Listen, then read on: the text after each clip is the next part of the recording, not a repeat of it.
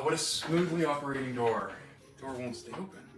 You ever run into this problem in your house where your door won't stay open or stay closed? I'm going to show you a little trick how to fix it.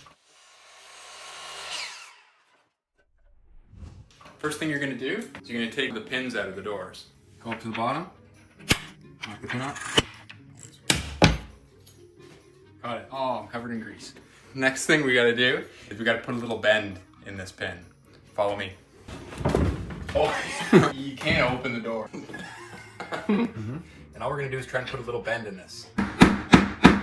You see that? Mm-hmm.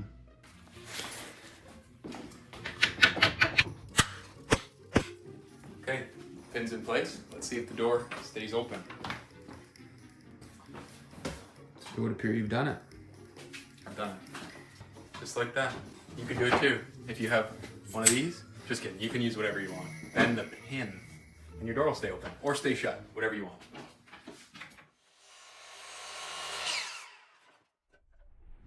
We got to put a little bend in this pin. Follow me. Oh, you can't open the door.